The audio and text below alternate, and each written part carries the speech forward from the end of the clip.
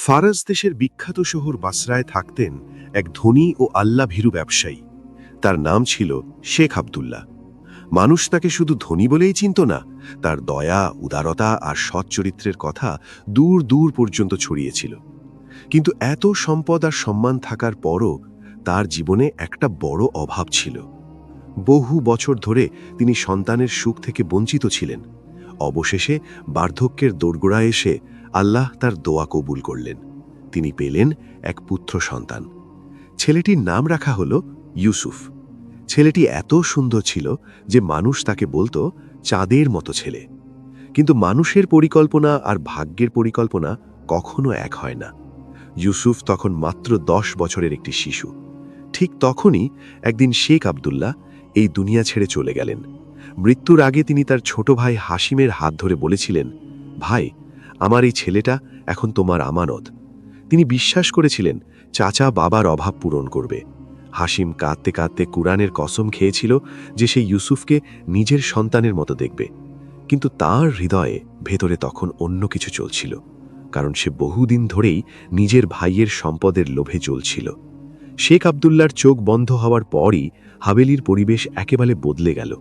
দাফন শেষ হওয়ার পর যখন সব আত্মীয় স্বজন চলে গেল, তখন হাসিম দেখালো তার আসল চেহারা।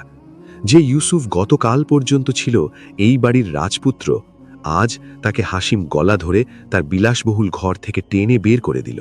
তারপর ঠান্ডা কণ্ঠে বলল, আজ থেকে এই ঘর আমার, এই বাড়িতে তোর জায়গা আর এখানে নেই, তুই নিচের স্টোর রুমে থাকবি। ইউসুফ কাঁদতে কাঁদতে বলল, চাচা যান। কিন্তু তার উত্তর হিসাবে সে পেল জীবনের প্রথম চড়। হাসিমের চোখে তখন রাগে আগুন জ্বলছিল। সে গর্জে উঠল, শেখ আবদুল্লাহ মরে গেছে যে তোর আদর করত। এখন এখানে থাকতে হলে তোকে নকরের মতো থাকতে হবে, না হলে রাস্তায় ফেলে দেব, কুকুরের খাবার হয়ে যাবি। সময়ের চাকা ঘুরতে লাগল। মাস কেটে গেল, মাস থেকে বছর হয়ে গেল। ছোট্ট ইউসুফ এখন ছেঁড়া ফাটা কাপড় পরে সকাল থেকে রাত পর্যন্ত হাভেলিতে পশুর মতো কাজ করত। যে হাত একসময় নরম ছিল, সেগুলো এখন শক্ত আর ক্ষতচিহ্নে ভরা। হাসিম আর তার স্ত্রীর অত্যাচার দিন দিন বাড়তেই থাকল। কখনো তাকে খাবার না দিয়ে রাখা হতো, কখনো আবার চাবুক দিয়ে মারধর করা হতো। তবুও ইউসুফের হৃদয়ে তার বাবার শিক্ষা আর আল্লাহর প্রতি বিশ্বাসের আলো এখনও জ্বলছিল। এক সন্ধ্যায় হাসিম তার বন্ধুদের জন্য একটা বড় দাওয়াতের আয়োজন করল। চারদিকে তখন মদ আর কাবাবের আসর বসেছে, যে জিনিসগুলো শেখ আবদুল্লাহ জীবিত থাকতে এই বাড়িতে কঠোরভাবে নিষিদ্ধ ছিল। নেশায় ডুবে থাকা হাসিমের মাথায় হঠাৎ এক শয়তানি ভাবনা এলো। সে তার বন্ধুদের সামনে ইউসুফকে অপমান করার পরিকল্পনা করল। সে আদেশ দিল, ইউসুফকে ডেকে আনা হোক। যখন ইউসুফ ছেঁড়া কাপড় পরে ধুলো মাখা শরীরে মাহফিলে ঢুকল, সবাই তার দিকে তাকিয়ে রইল। হাসিম হেসে একটি মদের পেয়ালা ভরল, তারপর সেটি ইউসুফের দিকে বাড়িয়ে দিয়ে বলল, নাও, আমার বিশেষ অতিথিকে এই পানীয়টা দাও। ইউসুফ স্থির হয়ে দাঁড়িয়ে রইল। তার মনে পড়ে গেল তার বাবার কথা। বাবা, হারাম জিনিস শুধু খাওয়াই নয়, ছোঁয়াও গুনাহ। তাই সে হাত বাড়াল না। এতে হাসিমের নেশা আর রাগ আরও বেড়ে গেল।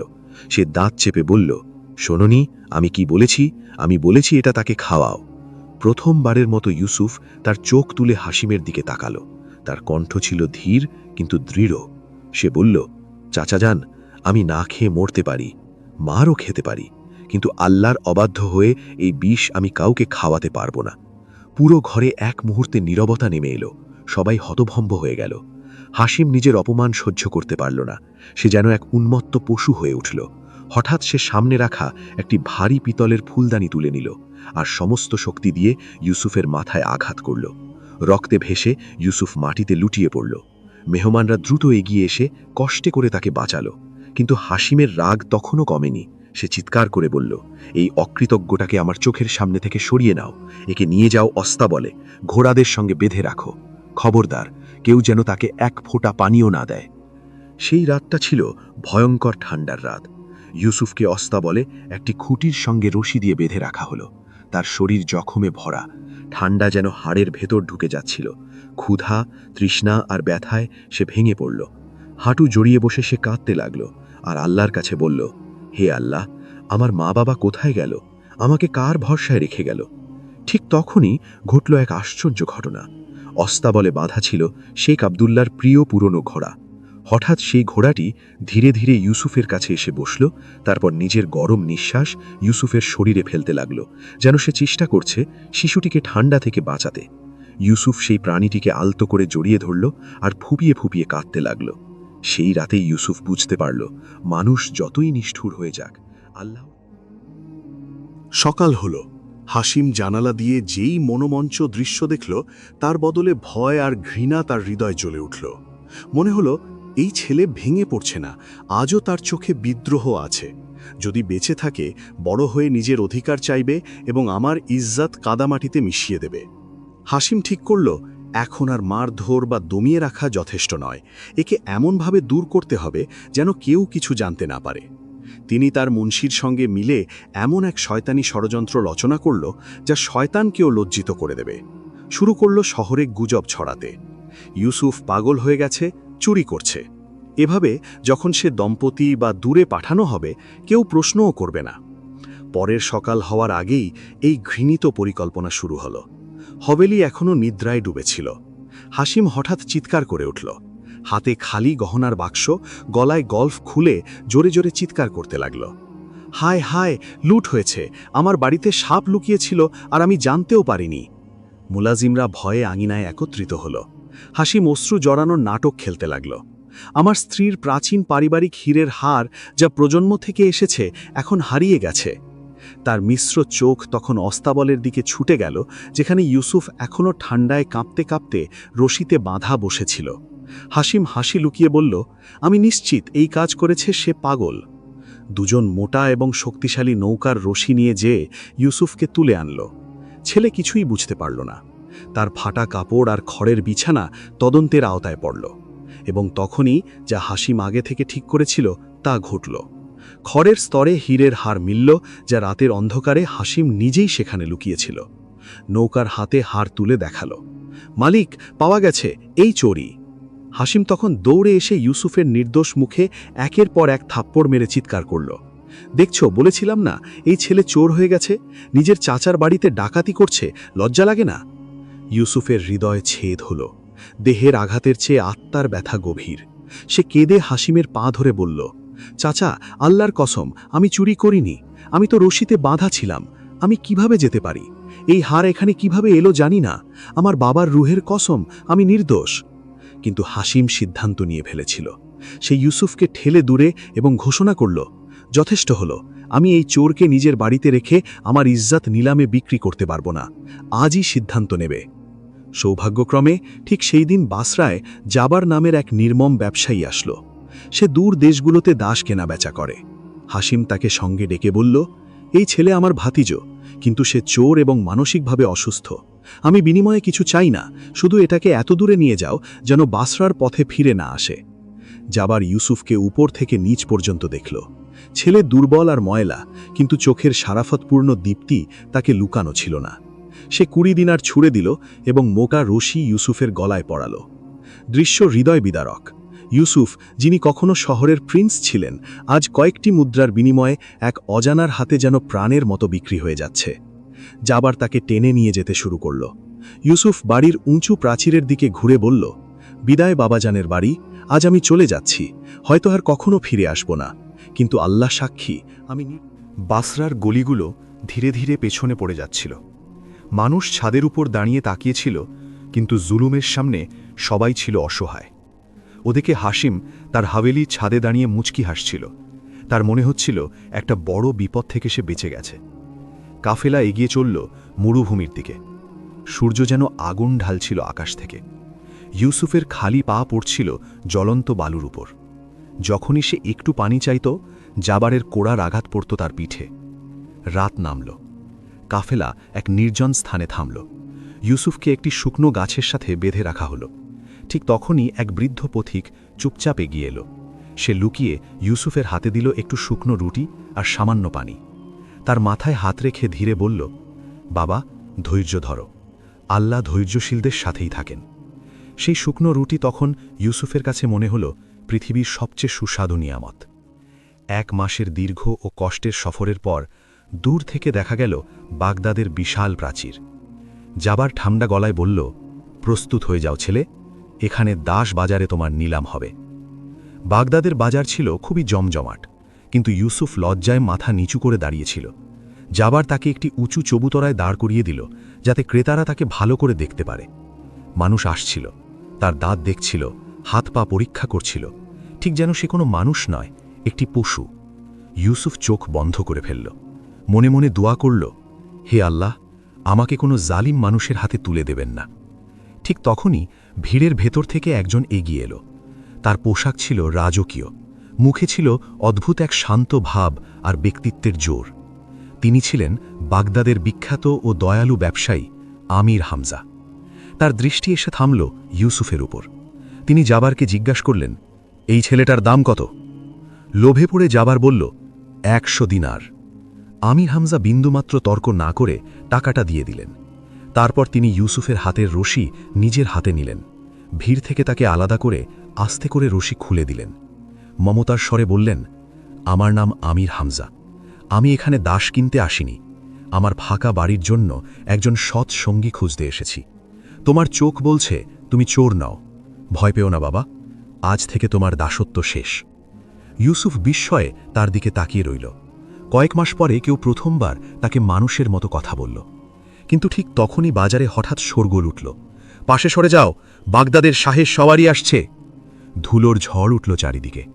আমির হামজার মুখে হালকা উদ্বেগের ছাপ দেখা দিল। ইউসুফের মনে হল হয়তো ভাগ্য আবার নতুন কোনো খেলা খেলতে যাচ্ছে। কিছুক্ষণ পরে ধুলোর ঝড় থেমে গেল। আমির হামজা ইউসুফের হাত ধরলেন এবং ভিড়ের ভেতর দিয়ে তাকে নিয়ে চললেন নিজের হাভেলির দিকে। পথে ইউসুফের নীরবতা দেখে আমির হামজা কুমুল স্বরে বললেন, শোনো বাবা, বাগদাদ বাসরার মতো নয়, এখানে মানুষ তার ভাগ্য দিয়ে নয়, তার যোগ্যতা আর চরিত্র দিয়ে পরিচিত হয়। আমি জানি না তোমার সাথে কি ঘটেছে, কিন্তু আমার চোখ ভুল করতে পারে না, তুমি কোনো দাস পরিবারের ছিলে নও। কিছুক্ষণ পর তারা এসে থামল এক বিশাল ও সুন্দর হাভেলির সামনে। এই বাড়ি ছিল শেখ আবদুল্লাহর হাভেলির থেকেও বড়, কিন্তু এখানে কোনো অহংকার ছিল না, ছিল এক অদ্ভুত শান্তি আর পবিত্রতা। দরজার উপর সুন্দর খোদাই করা ক্যালিগ্রাফিতে লেখা ছিল, বিসমিল্লাহ। ভেতরে ঢুকতেই পুরনো বিশ্বস্ত খাদেম করিম এগিয়ে এসে সালাম করল। করিম অবাক হয়ে তাকালো ইউসুফের দিকে। ফাটা কাপড়, ধুলোমাখা শরীর, পায়ে ফোসকা। আমির হামজা বললেন, করিম, এই ছেলেটাকে হাম্মামে নিয়ে যাও, এর ক্ষত পরিষ্কার করো, আর আমার ছেলের পুরনো কিন্তু পরিষ্কার কাপড় তাকে দাও। আজ থেকে সে আমাদের বাড়ির অংশ। করিমের চোখে প্রশ্ন ছিল, একজন রাস্তার দাসের জন্য এত দয়া কেন? কিন্তু আমির হামজার ব্যক্তিত্ব এমন ছিল যে কেউ তার সিদ্ধান্ত নিয়ে প্রশ্ন করার সাহস পেত না। ইউসুফকে নিয়ে যাওয়া হলো হাম্মামে। গরম পানির ধারা যখন তার আহত শরীরে পড়ল, মাসের পর মাস পরে সে প্রথমবার শান্তি অনুভব করল। যাত্রার ধুলো আর দাসত্বের ময়লা ধুয়ে গেল। গোসল শেষে যখন সে আয়নায় নিজেকে দেখল, সে নিজেই অবাক হয়ে গেল। সে অবশ্যই দুর্বল হয়ে গিয়েছিল, কিন্তু তার মুখের সেই পুরনো নূর আবার ফিরে এসেছিল, যা ছিল শেখ আবদুল্লাহর ছেলের পরিচয়। রাতের খাবারের সময় আমির হামজা তাকে নিজের পাশে বসালেন। দস্তরখানে ছিল নানা রকম সুস্বাদু খাবার। মাসের পর মাস ক্ষুধায় কষ্ট পাওয়া সত্ত্বেও ইউসুফ খাবারের ওপর ঝাঁপিয়ে পড়ল না। সে আগে হাত ধুয়ে নিল, তারপর বিসমিল্লাহ পড়ে ছোট করে এক টুকরো খাবার নিল। আমির হামজা চুপচাপ তার সব আচরণ লক্ষ্য করছিলেন। তিনি মনে মনে ভাবলেন, এই ভদ্রতা, এই আদব, এটা কোনো সাধারণ দাসের শিক্ষা হতে পারে না। এর পেছনে নিশ্চয়ই একটা গভীর গল্প আছে। রাত হলে ইউসুফকে দেওয়া হলো একটি পরিষ্কার ও আরামদায়ক ঘর। নরম বিছানা দেখে তার বাবার বাড়ির কথা মনে পড়ে গেল। সে শুয়ে পড়ল, কিন্তু ঘুম তার চোখ থেকে অনেক দূরে ছিল, কারণ তার মনে হচ্ছিল কোথাও এটা শুধু একটা স্বপ্ন তো নয়। ইউসুফ সারা রাত ঘুমাতে পারল না। তার মনে একটাই ভয় ঘুরছিল, যদি সকালে চোখ খুলে দেখে সে আবার জাবারের বন্দী হয়ে গেছে। এই ভয় আর আল্লাহর প্রতি কৃতজ্ঞতার মাঝেই সে রাত কাটিয়ে দিল।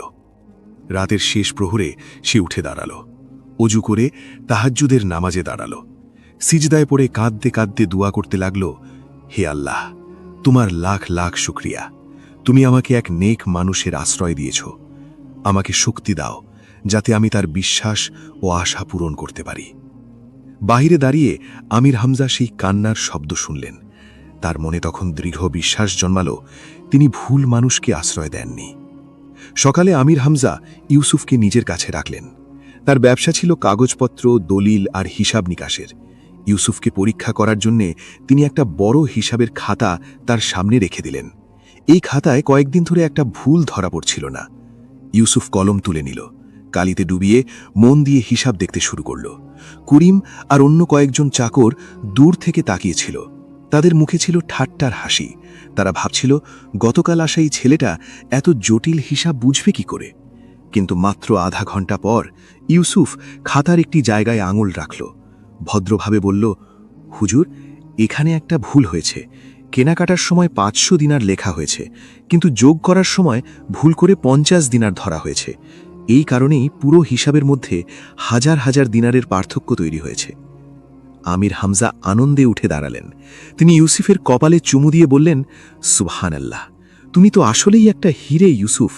তোমাকে দাস বলা আমার জন্য অপমানের মতো। সেই মুহূর্তেই তিনি ঘোষণা করলেন, আজ থেকে ইউসুফ আর বাড়ির সাধারণ কর্মচারী নয়, সে হবে আমার ব্যক্তিগত সহকারী। এই কথা শুনে করিমের মনে একটা কাঁটা বিঁধল। তার মনে হলো, নতুন এই ছেলেটা হয়তো তার জায়গা নিয়ে নিচ্ছে। শয়তান তখন করিমের মনে সন্দেহ আর হিংসা ঢুকিয়ে দিল। কিছুদিন পরে এক জরুরি কাজে আমির হামজাকে অন্য শহরে যেতে হলো। তিনি যাওয়ার আগে বাড়ির দায়িত্ব আর তিজোরির চাবি করিমের বদলে ইউসুফের হাতে তুলে দিলেন। এই ঘটনায় করিমের মনে আগুন জ্বলে উঠল। আমির হামজা শহরের বাইরে যেতেই করিম একটি ষড়যন্ত্র করল। রাতের অন্ধকারে সে তিজোরি থেকে কয়েকটা সোনার মুদ্রা চুরি করল। তারপর চুপচাপ ইউসুফের ঘরে ঢুকে সেগুলো তার বালিশের নিচে লুকিয়ে রাখল। সকালে হঠাৎ করিম চিৎকার করে উঠল, চুরি হয়েছে, মালিকের আমানতের সাথে বিশ্বাসঘাতকতা হয়েছে। সব চাকর দৌড়ে এসে জড়ো হলো। করিম তখন অভিযোগ করল, এই ছেলেটা আসার পর থেকেই আমার সন্দেহ ছিল। মালিক ভুল করেছে, তিজোরির চাবি তাকে দিয়ে। নিশ্চয়ই চুরি করেছে এই ছেলেই। ইউসুফ হতভম্ব হয়ে গেল। তার মনে পড়ে গেল সেই পুরনো ঘটনা, যখন হাসিম তাকে মিথ্যা চুরির দোষে অভিযুক্ত করেছিল। তার মনে হলো, কি ইতিহাস কি আবার নিজেকে পুনরাবৃত্তি করছে। করিম জোর করে ইউসুফের ঘরে ঢুকল। সে দ্রুত বিছানার দিকে এগিয়ে গেল এবং হঠাৎ বালিশ তুলে ফেলল। কিন্তু সেখানে কিছুই ছিল না। করিমের চোখ বিস্ময়ে বড় হয়ে গেল। মুদ্রাগুলো কোথায় গেল? ঠিক তখনই ইউসুফ শান্তভাবে নিজের পকেট থেকে সেই সোনার মুদ্রাগুলো বের করল। সবাই অবাক হয়ে গেল। ইউসুফ চাইলে তখনই বলতে পারত করিম তাকে ফাঁসানোর চেষ্টা করেছে, কিন্তু সে নরম স্বরে বলল, করিম চাচা, গতরাতে বিছানা পরিষ্কার করতে গিয়ে এই মুদ্রাগুলো আমি পেয়েছিলাম। হয়তো আপনি ভুলে করে এখানে রেখে গিয়েছিলেন, অথবা পড়ে গিয়েছিল। আমি তো আজ সকালেই আপনাকেই দিতে যাচ্ছিলাম, যাতে আপনি তিজোরিতে ফিরিয়ে রাখতে পারেন। ইউসুফ এত সরলতা আর সম্মান দিয়ে কথা বলল যে করিম লজ্জায় মাটিতে মিশে গেল। সে ইউসুফের পায়ে পড়ে কান্না করতে লাগল। বাবা, তুমি মানুষ নও, তুমি যেন ফেরেশতা। আমি তোমাকে অপমান করতে চেয়েছিলাম, আর তুমি আমার ইজ্জত রক্ষা করলে। এই ঘটনার পর পুরো বাড়িতে ইউসুফের সুনাম ছড়িয়ে পড়ল। কিছুদিন পরে আমির হামজা যখন ফিরে এলেন এবং সব ঘটনা জানলেন, তিনি ইউসুফকে বুকে জড়িয়ে ধরলেন। বললেন, আজ তুমি তোমার চরিত্র দিয়ে আমাকে জয় করে নিয়েছ। আজ থেকে তুমি সম্পূর্ণ স্বাধীন। আর তুমি শুধু আমার সহকারী নও, তুমি আমার মুখের ছেলে। এখন ইউসুফের জীবন শান্ত হয়ে গিয়েছিল, কিন্তু ভাগ্য এখনও তার জন্য সব পরীক্ষা শেষ করেনি। কিছুদিন পরে আমির হামজা ইউসুফকে নিয়ে বাগদাদের রাজকীয় বাজারে গেলেন ব্যবসার কাজে। ইউসুফ একটি দোকানে কাপড় দেখছিল। হঠাৎ তার চোখ পড়ল এক মানুষের ওপর, যে পাশের দোকান থেকে বের হচ্ছিল। তার বুক ধক করে উঠল। ওই মানুষটি আর কেউ নয়, হাসিমের ধূর্ত মুন্সি কাসেম। সে কাউকে বলছিল, বাসরায় শেখ হাসিমের আরও দাস দরকার। ইউসুফ দ্রুত কাপড়ের গাদার আড়ালে লুকিয়ে পড়ল। তার শরীর কাঁপতে লাগল। যদি কাসিম তাকে চিনে ফেলে আর জানতে পারে যে সে এখন এখানে একজন সম্মানিত মানুষের মতো বাস করছে, তাহলে সে নিশ্চয়ই হাসিমকে খবর দেবে। আর হাসিম কখনো সহ্য করবে না যে ইউসুফ এখনও বেঁচে আছে আর সুখে আছে। আমির হামজা লক্ষ্য করলেন ইউসুফের মুখ হঠাৎ ফ্যাকাশে হয়ে গেছে। তিনি উদ্বিগ্ন হয়ে জিজ্ঞেস করলেন, কি হয়েছে বাবা? তুমি কাকে দেখে লুকাচ্ছ? ইউসুফ কাঁপা হাতে দূরে দাঁড়ানো লোকটার দিকে ইশারা করল এবং জীবনে প্রথমবার নিজের অতীতের গল্প বলতে শুরু করল। বাবাজান, ওই মানুষটা, সে আমার চাচা হাসিমের মুন্সি। ওরাই আমার জীবন নষ্ট করেছে। ইউসুফ ভয়ে কাঁপতে কাঁপতে বলল, যদি তারা জানতে পারে আমি এখনো বেঁচে আছি, তাহলে তারা আমাকে মেরে ফেলবে। আমির হামজা ধীরে ধীরে মাথা তুলে তাকালেন সেই মুন্সি কাসিমের দিকে।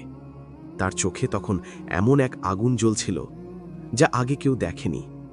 তিনি শক্ত করে ইউসুফের হাত ধরলেন এবং দৃঢ় কণ্ঠে বললেন, এখন তুমি আর একা নও ইউসুফ, তাদের আসতে দাও, দেখা যাবে শেষ পর্যন্ত শিকার কে হয়। বাজারের ভিড় থেকে আমির হামজা ইউসুফকে নিরাপদে বের করে এনেছিলেন, কিন্তু হাসিমের সেই মুন্সি কাসিম কোনো সাধারণ মানুষ ছিল না। সে ছিল শিয়ালের মতো ধূর্ত আর সাপের মতো বিষাক্ত।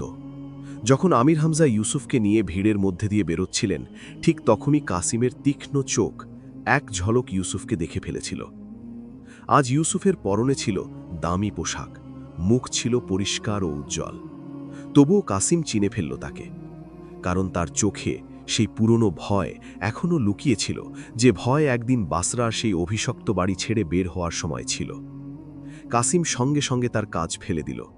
নীরবে, চুপি চুপি সে আমির হামজার পিছু নিল। অবশেষে সে দেখল ইউসুফ ঢুকছে বাগদাদের সবচেয়ে বড় ব্যবসায়ী আমির হামজার বিশাল প্রাসাদে। কাসিমের ঠোঁটে তখন ধীরে ধীরে একটা শয়তানি হাসি ফুটে উঠল। সে মনে মনে বলল, হাসিম সেট ভাবছে তার পথ পরিষ্কার হয়ে গেছে, কিন্তু এখানে তো তাঁরই ভাতিজা বড় হয়ে উঠছে তার মৃত্যুর কারণ হয়ে। এই খবর যদি আমি বাসরায় পৌঁছে দিতে পারি, তাহলে সেট আমাকে সোনায় মুড়ে দেবে। সেই রাতেই কাসিম এক দ্রুতগামী বার্তাবাহককে বাসরার উদ্দেশ্যে পাঠিয়ে দিল। অন্যদিকে হাভেলির ভিতরে ইউসুফ এখনও ভয়ে কাঁপছিল।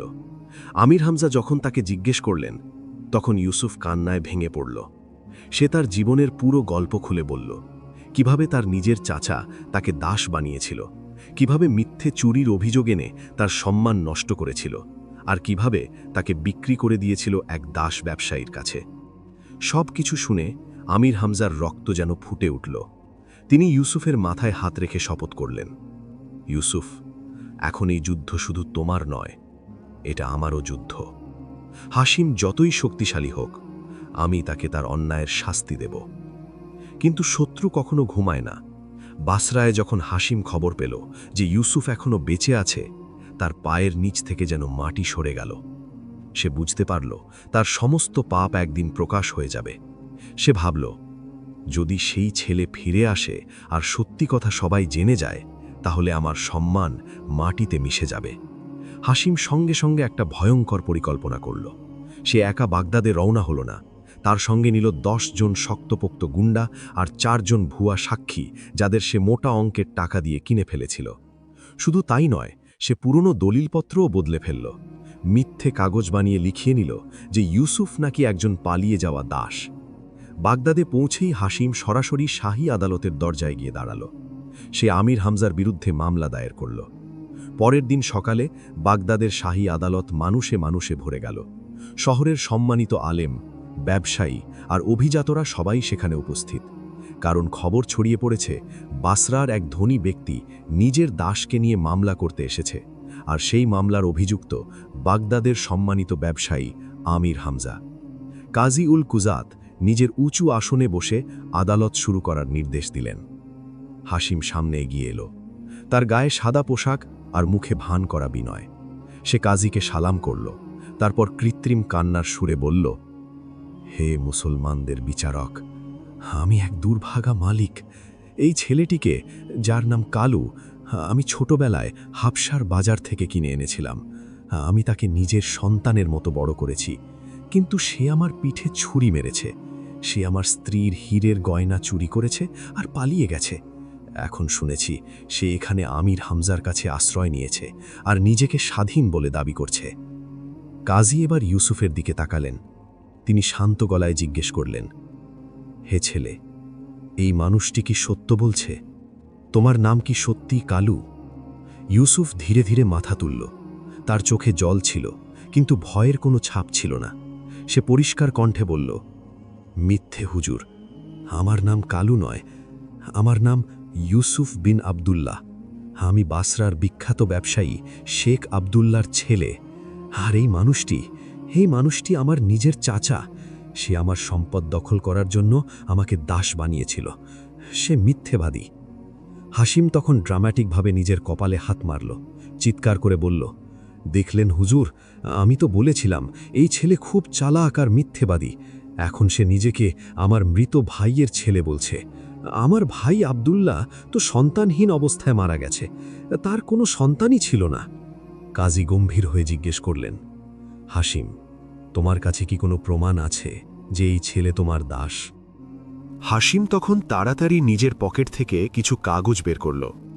সে সেগুলো কাজীর সামনে রেখে বলল, হুজুর, এটা দেখুন, এটা হচ্ছে সেই দলিল যখন আমি এই দাসটাকে কিনেছিলাম। এখানে তারিখ আছে আর মোহরও আছে।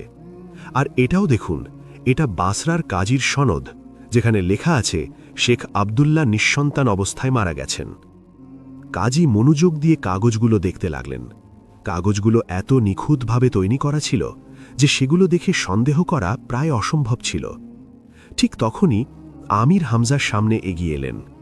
তিনি বললেন, হে কাজী, কাগজ বানানো যায়, মোহরও লাগানো যায়, কিন্তু এই ছেলেটার মুখটা দেখুন, তার আচরণ দেখুন। বলুন তো, একজন সাধারণ দাস এত শিক্ষিত, এত ভদ্র হতে পারে? হাসিম তৎক্ষণাৎ কথা কেটে দিল। সে বলল, হুজুর, আমি নিজেই তাকে পড়াশোনা করিয়েছি।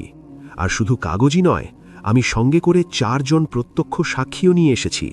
তারা কোরআনের ওপর হাত রেখে সাক্ষ্য দিতে পারবে এই ছেলে আমার দাস। কাজীর অনুমতিতে 4 জন সাক্ষীর সামনে এলো। কাজী কোরআন শরীফ আনতে বললেন আর তাদের শপথ নিতে বললেন। এই দৃশ্য দেখে ইউসুফের বুক ধকধক করতে লাগল। তার মনে প্রশ্ন জাগল, মানুষ কি সত্যিই আল্লাহর কিতাবের ওপর হাত রেখে মিথ্যা শপথ করতে পারে? কিন্তু লোভ মানুষকে অন্ধ করে দেয়। প্রথম সাক্ষী কোরআনের ওপর হাত রাখল, তারপর নির্ভয়ে বলল, আমি আল্লাহকে সাক্ষী রেখে শপথ করছি, এই ছেলেটা কালু এবং সে হাসিম সাহেবের কেনা দাস। তারপর বাকি 3 জনও একই মিথ্যা শপথ করল। আদালতের পরিবেশ হঠাৎ ভারী হয়ে উঠল। 4 জন মুসলমানের সাক্ষ্য, তাও আবার কোরআনের ওপর শপথ করে, এটা অস্বীকার করা সহজ ছিল না। আমির হামজা রাগে আর বিস্ময়ে দাঁত চেপে ধরলেন। ওদিকে কাজী এখন রায় লেখার জন্যে কলম তুলে নিয়েছেন, কারণ সব প্রমাণ যেন হাসিমের পক্ষেই যাচ্ছে। ঠিক তখনই আদালতের ভেতর বজ্রের মতো গর্জে উঠল এক কণ্ঠ, একটু থামুন হুজুর। এটা ছিল আমির হামজার কণ্ঠ। তিনি বললেন, রায় দেওয়ার আগে আমার একটা শেষ অনুরোধ আছে। যদি এই ছেলে সত্যিই দাস হয়, যেমনটা হাসিম বলছে, তাহলে তার শরীরে দাসত্বের চিহ্ন থাকা উচিত। আমি শুনেছি হাবশার দাসদের ছোটবেলায় শরীরে আগুন দিয়ে দাগ দেওয়া হয়।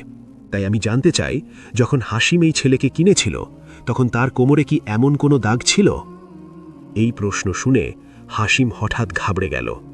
সে কখনোই ইউসুফের শরীর ভালো করে দেখেনি, তবু তাড়াহুড়ো করে বলল, হ্যাঁ হ্যাঁ ছিল, তার পিঠে একটা বড় পোড়া দাগ আছে। আমির হামজার ঠোঁটে তখন হালকা হাসি ফুটে উঠল। তিনি কাজীকে বললেন, হুজুর, এখন সত্যি প্রকাশ পাবে। ইউসুফের জামাটা খুলে তার পিঠটা দেখা হোক। ইউসুফ চোখে জল নিয়ে আমির হামজার দিকে তাকালো। তারপর ধীরে ধীরে নিজের জামা খুলে পিঠটা আদালতের দিকে ঘুরিয়ে দিল। তার পিঠে হাসিমের মারধরের অনেক পুরনো দাগ ছিল, কিন্তু কোনো পোড়া দাগ ছিল না। কাজী তীক্ষ্ণ দৃষ্টিতে হাসিমের দিকে তাকালেন। তিনি বললেন, হাসিম, তুমি তো বলেছিলে এখানে পোড়া দাগ আছে, কিন্তু এখানে তো শুধু মারধরের দাগ দেখা যাচ্ছে। হাসিমের মুখ ফ্যাকাশে হয়ে গেল, কিন্তু সে ছিল খুব ধূর্ত। সে দ্রুত কথা বদলে বলল, মাফ করবেন হুজুর, আমি তো বুড়ো হয়ে গেছি, হয়তো ভুল মনে ছিল। সম্ভবত অন্য কোনো দাসের গায়ে সেই দাগ ছিল, কিন্তু একটা দাগ ভুলে গেলে দাসত্ব তো শেষ হয়ে যায় না। আমার কাছে তো এখনও কাগজপত্র আছে আর 4 জন সাক্ষীও আছে। কাজী আবার চিন্তায় পড়ে গেলেন, কারণ আইন আবেগ দিয়ে নয়, প্রমাণ দিয়ে চলে। একটা ভুল কথা বাকি সব প্রমাণ বাতিল করে না। শেষ পর্যন্ত কাজী বাধ্য হয়ে রায় ঘোষণা করলেন। আদালতের রায় হল, ইউসুফকে হাসিমের হেফাজতে দেওয়া হবে, আর যেহেতু তার বিরুদ্ধে চুরির অভিযোগ আছে, হাসিম চাইলে তাকে সঙ্গে নিয়ে বাসরায় ফিরতে পারবে। এই রায় শুনে ইউসুফ চিৎকার করে উঠল, না, এটা অন্যায়, ওরা আমাকে মেরে ফেলবে। আমির হামজা এগিয়ে আসতে চাইলেন, কিন্তু শাহী সৈন্যরা তাকে থামিয়ে দিল। হাসিমের মুখে তখন বিজয়ের নিষ্ঠুর হাসি। সে এগিয়ে এসে ইউসুফের চুল ধরে টানতে লাগল। সে বলল, চল আমার সঙ্গে কালু, তোকে এমন শিক্ষা দেব যে তুই মৃত্যুই চাইবি। ইউসুফ কাঁদতে কাঁদতে আমির হামজার দিকে হাত বাড়িয়ে দিল। আমির হামজার চোখে তখন অসহায় অশ্রু, তবু তিনি জোরে চিৎকার করে বললেন, হাল ছেড়ো না ইউসুফ, এই লড়াই এখনো শেষ হয়নি। তারপর ইউসুফকে লোহার শিকলে বেঁধে আদালত থেকে বের করে আনা হলো। তাকে কনভয়ের সবচেয়ে পেছনের উটের সঙ্গে বেঁধে দেওয়া হলো।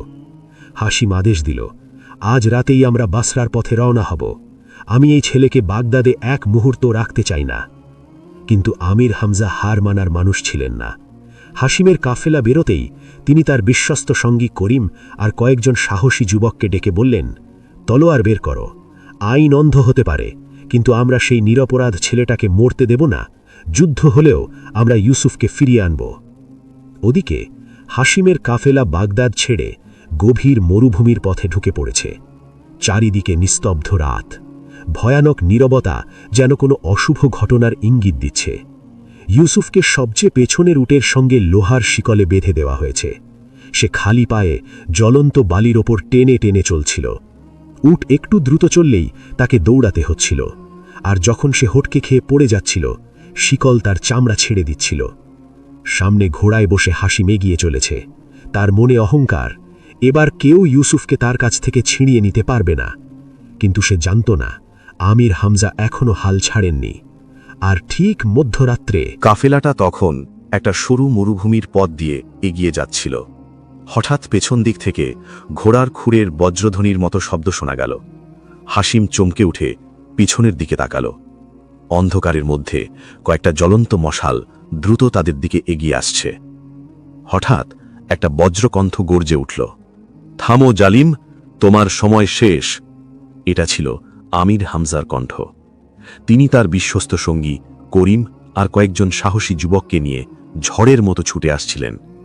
হাসিমের মুখ ভয়ে সাদা হয়ে গেল। সে চিৎকার করে নিজের গুন্ডাদের আদেশ দিল, ওদের থামাও, সবাইকে মেরে ফেলো। মরুভূমির সেই নিস্তব্ধ জায়গাটা মুহূর্তেই যুদ্ধক্ষেত্রে পরিণত হল। তলোয়ার একে অপরের সঙ্গে ঝনঝন করে বাজতে লাগল। চারদিকে চিৎকার আর যুদ্ধের আওয়াজ। কিন্তু আমির হামজার লক্ষ্য ছিল একটাই, ইউসুফকে বাঁচানো। তিনি শত্রুদের সারি ভেঙে সরাসরি সেই শেষ উটটার দিকে এগিয়ে যাচ্ছিলেন যেখানে ইউসুফকে বেঁধে রাখা হয়েছে। ইউসুফ যখন আমির হামজাকে দেখতে পেল, তার শুকনো চোখে হঠাৎ অশ্রু ভরে উঠল। সে চিৎকার করে বলল, বাবাজান, আমি এখানে। হাসিম তখন বুঝতে পারল পরিস্থিতি তার হাত থেকে বেরিয়ে যাচ্ছে। সে মনে মনে ভাবল, যদি এই ছেলে বেঁচে যায় তাহলে আমার সর্বনাশ নিশ্চিত। সে তৎক্ষণাৎ নিজের কোমর থেকে একটা খঞ্জর বের করল। তারপর ইউসুফের দিকে ঝাঁপিয়ে পড়ল, যেন আমির হামজা পৌঁছানোর আগেই সে ইউসুফের গলা কেটে ফেলতে পারে। হাসিমের চোখে তখন রক্ত নেমে এসেছে। সে চিৎকার করে বলল, যদি এটা আমার না হয় তাহলে কারও হবে না। ঠিক সেই মুহূর্তে প্রকৃতি যেন নিজের বিচার দেখালো। যে বাতাস এতক্ষণ ধীরে ধীরে বইছিল, হঠাৎ সেটাই ভয়ঙ্কর ঝড়ে পরিণত হল। মরুভূমিতে প্রচণ্ড ধূলিঝড় উঠল। বড় বড় বালির দেওয়াল আকাশে উঠে যেতে লাগল। এত ভয়ানক ঝড় উঠল যে হাত বাড়ালেও হাত দেখা যাচ্ছিল না। ঘোড়া আর উট ভয়ে ছুটোছুটি করতে লাগল। আমির হামজা আর হাসিমের মাঝখানে একটা বিশাল বালির পর্দা তৈরি হয়ে গেল। হাসিম যে মুহূর্তে ইউসুফের উপর আঘাত করতে যাচ্ছিল, প্রচণ্ড বাতাসের ধাক্কায় সে হুটচে খেয়ে পড়ে গেল। তার হাত থেকে খঞ্জর ছিটকে পড়ল। ঝড়ের গর্জন এত জোরে ছিল যে কেউ কারো কথা শুনতে পারছিল না। যে উটটার সঙ্গে ইউসুফ বাঁধা ছিল সেটা ভয়ে পাগল হয়ে গেল। কাফেলার সঙ্গে বাঁধা দড়িটা হঠাৎ করেই ছিঁড়ে গেল, আর সেই উটটা ইউসুফকে শিকল সহ টেনে নিয়ে মরুভূমির গভীরের দিকে ছুটে গেল। আমির হামজা চিৎকার করতে লাগলেন, ইউসুফ, ইউসুফ!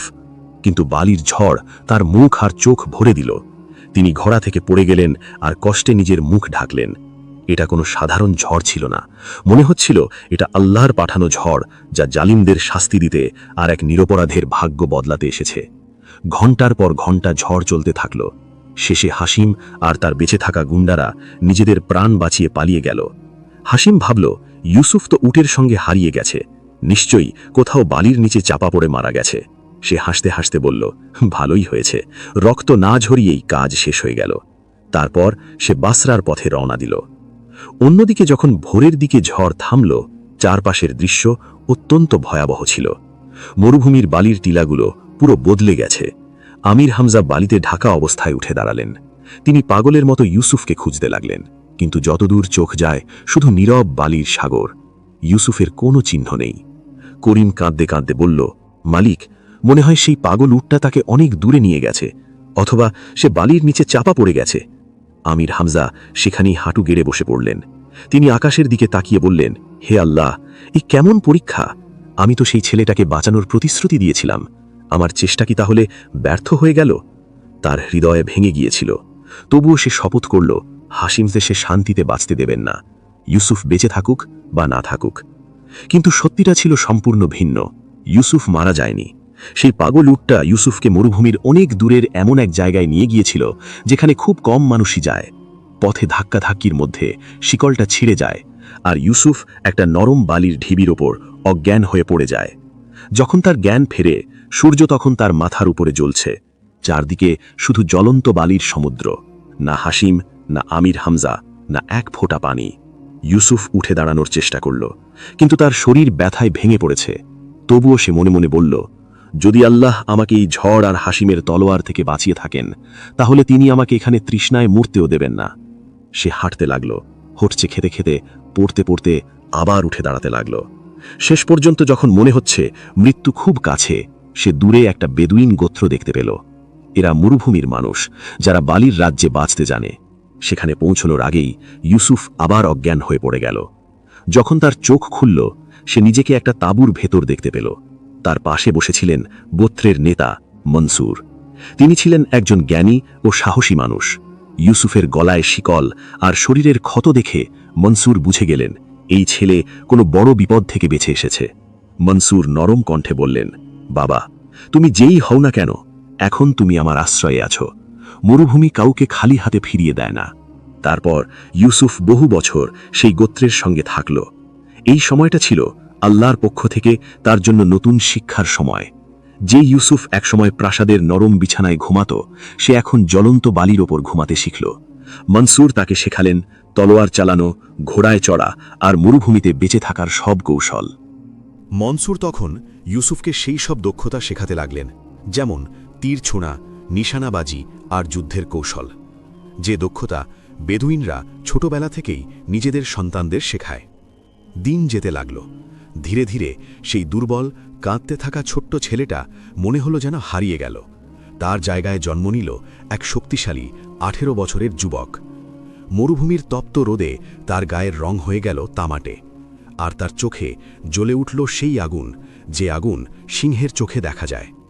কিন্তু তার হৃদয়ের গভীরে একটা আগুন এখনও জ্বলছিল, হাসিমের বিরুদ্ধে প্রতিশোধের আগুন, আর আমির হামজাকে খুঁজে বের করার তাগিদ। এক রাতের কথা, ইউসুফ একটা বালুর দিলার ওপর বসেছিল। সে দূরে বাগদাদের দিকেই তাকিয়েছিল। ঠিক তখন সর্দার মনসুর তার পাশে এসে দাঁড়ালেন। তিনি আলতো করে ইউসুফের কাঁধে হাত রাখলেন। তারপর শান্ত কণ্ঠে বললেন, ইউসুফ, এখন তোমার সময় এসে গেছে। তোমার শরীরের ক্ষত অনেক আগেই সেরে গেছে, কিন্তু তোমার আত্মার ক্ষত তখনই সারবে যখন তুমি তোমার অধিকার ফিরে পাবে। মনসুর একটু থামলেন, তারপর বললেন, আমরা আগামী সপ্তাহে ব্যবসার কাজে বাসরা যাচ্ছি। তুমি কি প্রস্তুত? বাসরার নাম শুনতেই ইউসুফের চোখে আগুন জ্বলে উঠল। সে নিজের তলোয়ারের হাতল মুঠো করে ধরল। তারপর দৃঢ় কণ্ঠে বলল, হ্যাঁ সর্দার, আমি প্রস্তুত। হাসিম মনে করে ইউসুফ মারা গেছে, কিন্তু এবার সে দেখবে মাটির নিচে চাপা পড়া বীজ কিভাবে একদিন বড় গাছে পরিণত হয়ে ফিরে আসে। ইউসুফ নিজের মুখে বেদুইনদের সাদা নকাব বেঁধে নিল। সে এখন ফিরে যাচ্ছে সেই শহরে যেখান থেকে তাকে অপমান করে তাড়িয়ে দেওয়া হয়েছিল। কিন্তু এবার সে একা নয়, পুরো বেদুইন গোত্র আর আল্লাহর সাহায্য তার সঙ্গে আছে। বাসরার বিশাল শহরের দরজায় আজও আগের মতোই ভিড়। কাফেলা আসছে, উট আর ঘোড়া ধুলা উড়িয়ে যাচ্ছে, কিন্তু শহরের বাতাস আগের মতো নেই। মানুষের মুখে আগের সেই আনন্দ নেই, যে আনন্দ শেখ আবদুল্লার সময় দেখা যেত। এই ভিড়ের মধ্যেই একজন যুবক শহরে ঢুকল। তার মুখে বেদুইনদের সাদা নকাব বাঁধা, তার চোখে মরুভূমির নীরবতা আর ঝড়ের ক্রোধ দুটোই একসাথে জ্বলছিল। সে ছিল ইউসুফ। নিজের শহরে সে ফিরে এসেছে একজন অচেনা মানুষের মতো। যখন কাফেলা শহরে ঢুকল, ইউসুফের বুকের ধড়ফড় বেড়ে গেল। প্রতিটি গলি, প্রতিটি মোড় তার কাছে পরিচিত লাগছিল, কিন্তু একটা জিনিস পুরো বদলে গেছে। যেখানে আগে গরিবদের জন্য লঙ্গরখানা ছিল, সেখানে এখন দাঁড়িয়ে আছে হাসিমের সশস্ত্র সৈন্য। আর মানুষ ভয়ে দেয়ালের পাশে সেটে চুপচাপ হেঁটে যাচ্ছে। ইউসুফ সর্দার মনসুরকে ইশারা করল, তারপর ভিড়ের মধ্যে মিশে গেল। সে শহরের অবস্থা নিজে চোখে দেখতে চেয়েছিল। হাঁটতে হাঁটতে সে পৌঁছল বাজারের সেই অংশে যেখানে বড় বড় ব্যবসায়ীদের দোকান ছিল। সেখানে গিয়ে সে এক অদ্ভুত দৃশ্য দেখল। প্রতিটি দোকানে হাসিমের নাম বা তার ছবি ঝুলছে। মানুষের মুখে ভয় মিশ্রিত কণ্ঠে একটা নাম বারবার শোনা যাচ্ছে, হাসিম পাশা। ইউসুফ তখন একটা চায়ের দোকানের কোণে গিয়ে বসল, এমন জায়গা যেখানে শহরের সব খবর জমা হয়। সে ধীরে ধীরে নিজের নকাব একটু নামালো আর মানুষের কথাবার্তা মন দিয়ে শুনতে লাগল। একজন বৃদ্ধ লোক ধীরে ধীরে বলছিল, ভাই, যেদিন থেকে হাসিম শাহী দরবারে ঘুষ দিয়ে পাশা উপাধি নিয়েছে, সেদিন থেকে এই শহরে শ্বাস নেওয়াও কঠিন হয়ে গেছে। আর একজন বলল, শুনেছি আজ রাতে সে একটা বড় ভোজের আয়োজন করেছে। বাগদাদের নতুন গভর্নর আর কাজীকে আমন্ত্রণ জানিয়েছে। প্রথম লোকটা আবার বলল, আর সবচেয়ে বড় খবরটা জানো? বাগদাদের সেই বিখ্যাত ব্যবসায়ী আমির হামজা আগামীকাল সকালেই বাসরায় পৌঁছবে। সে এসেছে হাসিমের বিরুদ্ধে মামলা লড়তে। দ্বিতীয় লোকটা দীর্ঘশ্বাস ফেলে বলল, বেচারা হামজা, সে জানেই না সে মৃত্যুর মুখে আসছে। হাসিম সব ব্যবস্থা করে রেখেছে। শুনেছি শহরের বাইরে দাররায়ে মৌত নামের গিরিপথে ভাড়াটে খুনিদের বসিয়ে রেখেছে। হামজার কাফেলা সেখানে পৌঁছলেই ওরা তাকে মেরে ফেলবে, তারপর বলবে ডাকাতদের হামলা ছিল। হাসিম কোনো অবস্থাতেই হামজাকে আদালতে পৌঁছতে দেবে না। এই কথা শুনে ইউসুফের হাতে ধরা চায়ের পেয়ালা কেঁপে উঠল। তার সবচেয়ে বড় ভয় সত্যি হয়ে যাচ্ছে। আমির হামজা তার জন্য নিজের জীবন ঝুঁকিতে ফেলছেন, আর তিনি মৃত্যুর ফাঁদের দিকে এগিয়ে যাচ্ছেন। ইউসুফ মনে মনে বলল, বাবা হামজা, আপনি আমার জন্য লড়ছেন, এবার আপনাকে বাঁচানোর পালা। ইউসুফ উঠে দাঁড়াল, তারপর সোজা নিজের পুরনো বাড়ির দিকে গেল। সেখানে পৌঁছে সে যা দেখল তাতে তার বুক ভেঙে গেল। যে বাড়িতে একসময় কোরআনের তেলাওয়াত শোনা যেত, আজ সেখানে মদ আর নাচগানের আসর বসানোর প্রস্তুতি চলছে। দরজার সামনে হাসিমের ভয়ঙ্কর প্রহরীরা দাঁড়িয়ে আছে। ঠিক তখনই ইউসুফের চোখ পড়ল একজন বৃদ্ধ ফকিরের উপর। সে দাঁড়িয়ে আছে হাভেলির দরজার সামনে। বৃদ্ধ লোকটা তখন হাভেলির দরজার সামনে দাঁড়িয়ে ভিক্ষা চাইছিল, কিন্তু পাহারাদাররা তাকে ধাক্কা দিতে লাগল। একজন পাহারাদার চিৎকার করে বলল, এই বুড়ো, এখান থেকে সরে যা, হাসিম পাশার দরজায় ভিক্ষা চাইতে এসেছিস? এ কথা বলে সে বুড়ো মানুষটাকে লাথি মারল। বৃদ্ধটা মাটিতে পড়ে গেল, কাঁদতে কাঁদতে বলল, আমি তো এই বাড়ির পুরনো খিদমতগার। ঠিক সেই মুহূর্তে ইউসুফ সেই কণ্ঠটা চিনে ফেলল। এ তো রহিম চাচা, সেই মালি যিনি ছোটবেলায় লুকিয়ে লুকিয়ে তাকে খাবার দিতেন। ইউসুফ তৎক্ষণাৎ এগিয়ে গেল। সে বুড়ো মানুষটাকে ধরে উঠিয়ে দাঁড় করাল। পাহারাদার ইউসুফকে বেদুইন ভেবে ধমক দিল, ওরে মরুভূমির লোক, তুই কেন মাঝখানে পড়ছিস? ইউসুফ ধীরে ধীরে মাথা তুলল। তার চোখে তখন মরুভূমির ঝড়ের মতো ভয়ঙ্কর আগুন।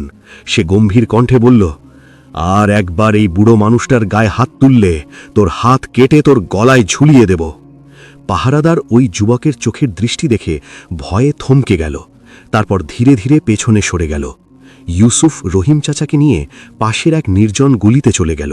সেখানে গিয়ে সে নিজের নকাব খুলল। রহিম চাচার চোখ বিস্ময়ে বড় হয়ে গেল। তিনি কাঁপতে কাঁপতে ইউসুফের হাত ধরে ফেললেন, তারপর কাঁদতে কাঁদতে বললেন, ছোট মালিক, আপনি বেঁচে আছেন? ইউসুফ আস্তে করে তাকে শান্ত করল। সে বলল, চাচা, এখন কান্নার সময় নয়। আমাকে হাভেলির ভেতরে ঢুকতে হবে। আমাকে জানতে হবে হাসিম আমির হামজার জন্য কি ফাঁদ পেতেছে, আর দাররায়ে মওতে কখন হামলা হবে। রহিম চাচা ভয়ে ভয়ে বললেন, বাবা, আজ রাতে হাভেলিতে বড় ভোজ, শুধু বিশেষ অতিথি আর খিদমতগাররাই ঢুকতে পারবে। তবে একটা উপায় আছে, পুরনো বাবুর্চি বশির এখনো ভেতরে কাজ করে, সে আমাদের সাহায্য করতে পারে। সন্ধ্যা নামতেই ইউসুফ নিজের বেদুইন পোশাক খুলে ফেলল। তার বদলে একজন সাধারণ চাকরের পোশাক পরল। বাবুর্চি বশিরের সাহায্যে সে হাভেলির পেছনের দরজা দিয়ে চুপি চুপি ভেতরে ঢুকে গেল। ইউসুফের হাতে তখন একটা বড় শরবতের ট্রে। হৃদয় জোরে ধুকপুক করছিল। সে ধীরে ধীরে দেওয়ানি খাসের ভেতরে ঢুকল। ভেতরের দৃশ্য দেখে তার আত্মা কেঁপে উঠল। হাসিম একটা উঁচু সিংহাসনের মতো আসনে বসে আছে। সে এখন মোটা আর বিকৃত চেহারার হয়ে গেছে। তার গলায় ঝুলছে সেই হীরের হার, যার চুরির মিথ্যে অভিযোগ সে একদিন ইউসুফের ওপর দিয়েছিল। তার পাশে বসে আছে বসরার গভর্নর আর কাজী। তারা সবাই হাসি ঠাট্টা করছে। ইউসুফ মাথা নিচু করে অতিথিদের শরবত পরিবেশন করছিল, কিন্তু তার কান পুরো সময় হাসিমের কথাই ছিল। হাসিম নেশায় দুলতে দুলতে বলছিল, বন্ধুরা, আগামীকাল বাসরার ইতিহাসে স্মরণীয় দিন হবে। কাল সূর্য ওঠার আগেই বাগদাদের সেই ঠগ আমির হামজা দর্রায়ে মতে তার শেষ পরিণতি পাবে। আমি আমার সবচেয়ে ভয়ঙ্কর লোক জালিম সিংহকে সেখানে বসিয়ে দিয়েছি। সে হামজাকে জীবিত ফিরতে দেবে না। এই কথা শুনে ইউসুফের মুঠি শক্ত হয়ে গেল। সে এখন সময় আর জায়গা দুটোই জেনে গেছে। সকাল হওয়ার আগেই দর্রায়ে মত, মানে তার হাতে সময় খুব কম। ইউসুফ বেরিয়ে যেতে যাচ্ছিল, ঠিক তখনই মুন্সি কাসিমের চোখ তার ওপর পড়ল। কাসিম তখন মদ খেয়ে পুরো মাতাল। ইউসুফ দ্রুত মুখ ঘুরিয়ে নিল, কিন্তু কাসিমের সন্দেহজনক দৃষ্টি তার ওপরই আটকে রইল। কাসিম টলটলে উঠে দাঁড়াল।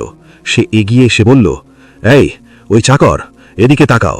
ইউসুফ মাথা নিচু করে রইল। কাসিম আবার বলল, বলছি না, আমার দিকে তাকাও। সে হাত বাড়িয়ে ইউসুফের চিবুক ধরে মুখটা ওপরে তুলল। এক মুহূর্তে পুরো ঘরে নীরবতা নেমে এলো।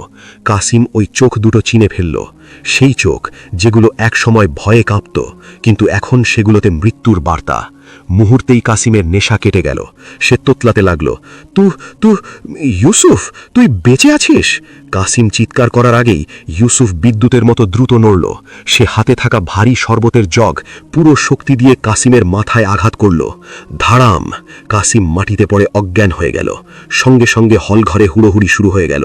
হাসিম আতঙ্কে উঠে দাঁড়ালো। সে চিৎকার করে বলল, এটা কি বেয়াদবি? কে এই লোক?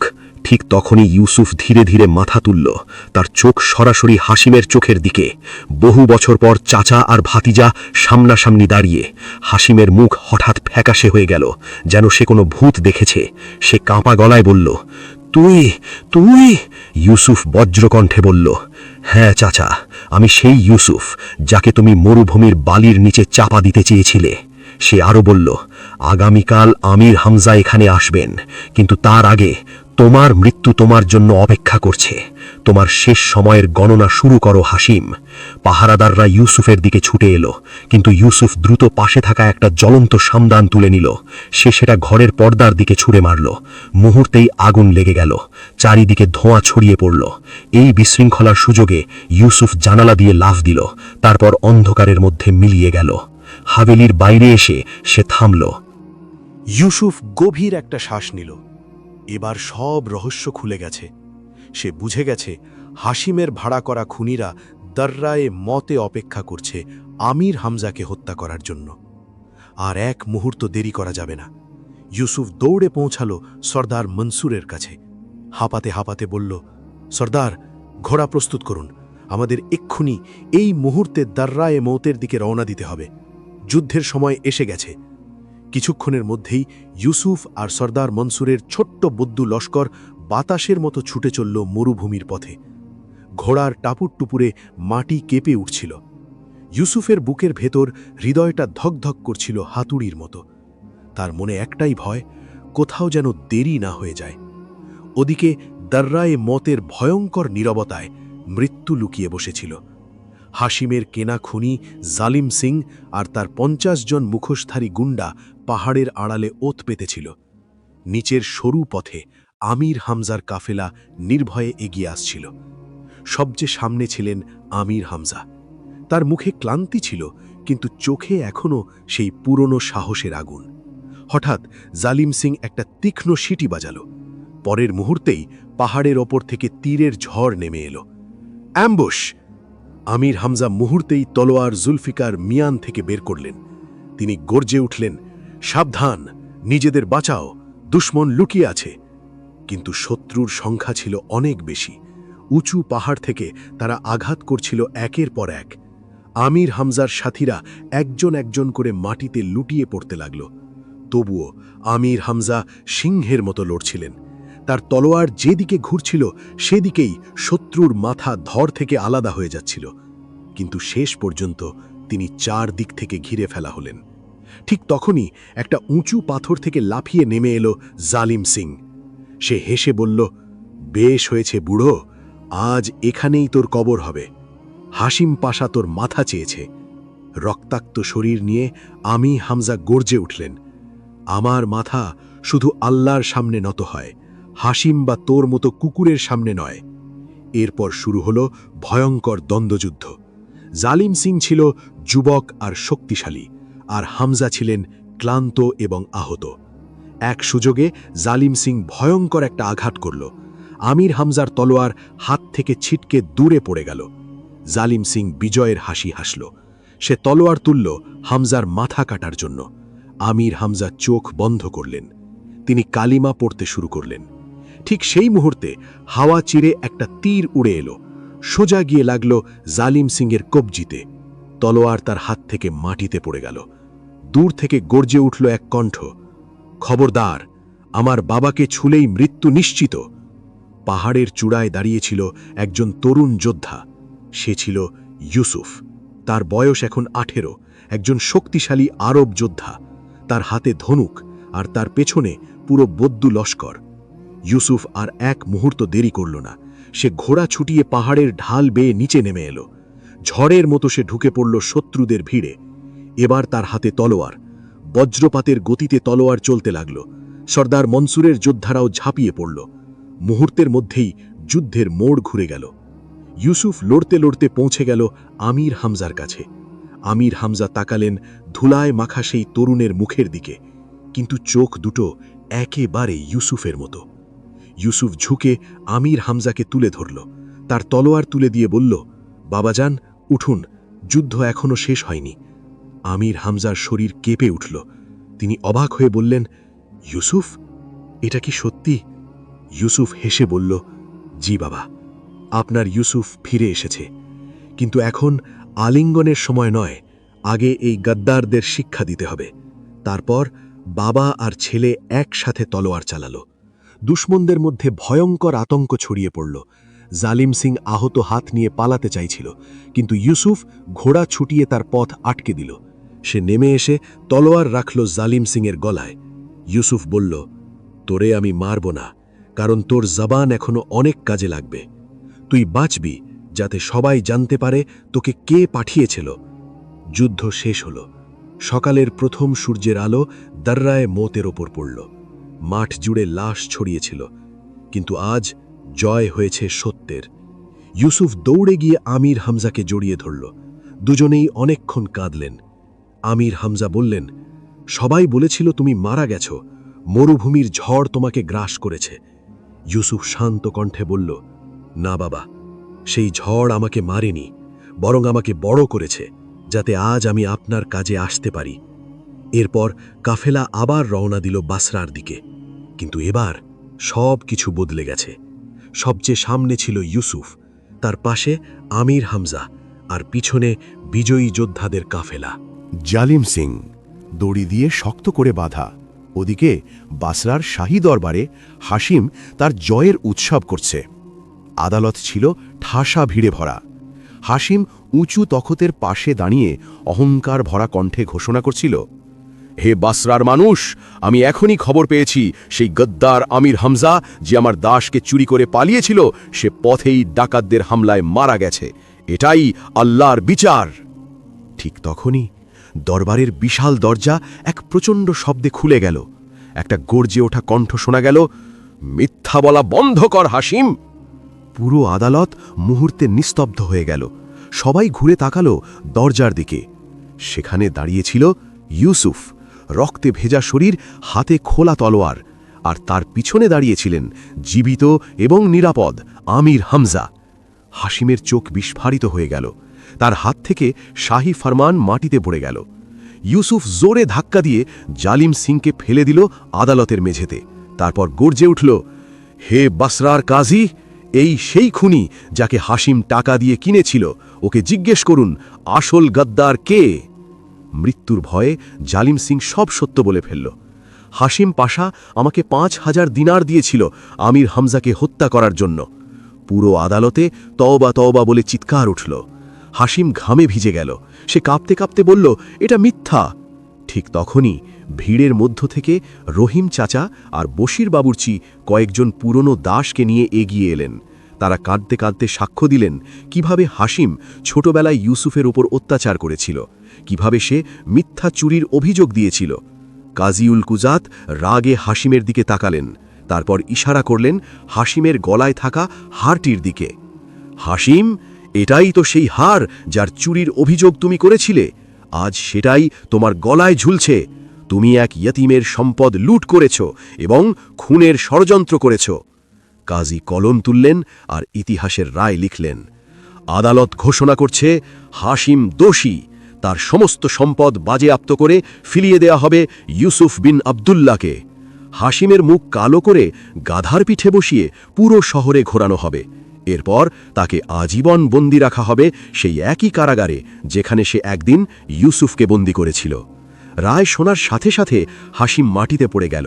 সে কাঁদতে কাঁদতে ইউসুফের পা জড়িয়ে ধরল। ইউসুফ, আমাকে ক্ষমা করে দাও, আমি তোমার চাচা। ইউসুফ এক পা পিছিয়ে গেল। তার চোখে প্রতিশোধের আগুন ছিল না, ছিল শুধু গভীর এক দুঃখ। সে শান্ত কণ্ঠে বলল, চাচা যান, আমি আপনাকে ক্ষমা করে দিয়েছি, কারণ আমার প্রতিশোধ আমার রব নিজেই নিয়ে নিয়েছেন। কিন্তু আইন তার কাজ করবে, যাতে পৃথিবী মনে রাখে ইয়তীমের চোখের পানি আকাশের অরশ পর্যন্ত কাঁপিয়ে দেয়। সিপাহীরা হাসিমকে টেনে নিয়ে গেল।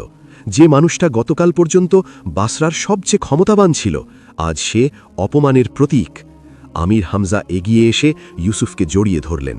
তিনি বললেন, মুবারক হোক ছেলে, আজ তুমি শুধু তোমার সম্পদ নয়, তোমার হারানো সম্মানও ফিরে পেয়েছ। এরপর ইউসুফ প্রথম যে কাজটা করল সেটা ছিল তার পুরনো বাড়িটাকে পবিত্র করা। মদের সব পাত্র ভেঙে ফেলা হলো। আবার সেখানে কোরআনের তেলাওয়াত শুরু হলো। ইউসুফ রহিম চাচা আর বশির বাবুর্চিকে নতুন পোশাক এবং সম্মান দিল। তাদেরকে বানালো বাড়ির অভিভাবক। যখন আমির হামজার বিদায়ের সময় এলো, ইউসুফ তার হাত চুমু দিয়ে বলল, বাবা, আপনি আমাকে আশ্রয় দিয়েছিলেন যখন আমি ছিলাম 2 টাকার এক দাস। আমার আসল বাবা আমাকে জন্ম দিয়েছেন, কিন্তু মানুষ বানিয়েছেন আপনি। এই ঘর সব সময় আপনার। আমির হামজা ইউসুফের মাথায় হাত রেখে বললেন, ইউসুফ, সব সময় মনে রাখবে, সবরের ফল মিষ্টি, কিন্তু তার শিকড় খুব তিতো। তুমি সেই তিতো স্বাদ সহ্য করেছ, তাই আজ তোমার জীবনে মধু মিশেছে। সময় কেটে গেল। ইউসুফ এখন শেখ ইউসুফ নামে পরিচিত। তার দানশীলতা আর ন্যায় বিচারের গল্প দূর দূরান্তে ছড়িয়ে পড়ল। শোনা যায় হাসিমের শেষটা খুব বাজে হয়েছিল। সে সেই একই কারাগারে পাগল হয়ে গিয়েছিল, দেয়ালের সাথে কথা বলতো, আর একদিন নিঃশব্দে সেখানেই মারা যায়।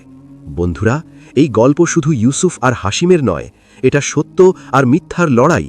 এই গল্প আমাদের শেখায় অত্যাচারের দড়ি যত লম্বাই হোক, একদিন অবশ্যই ছিঁড়ে যায়। ইয়তীমের সম্পদ আগুনের মতো, যে সেটা গ্রাস করে সে কখনো শান্তি পায় না। নিশ্চয়ই আল্লাহ ধৈর্যশীলদের সাথেই আছেন।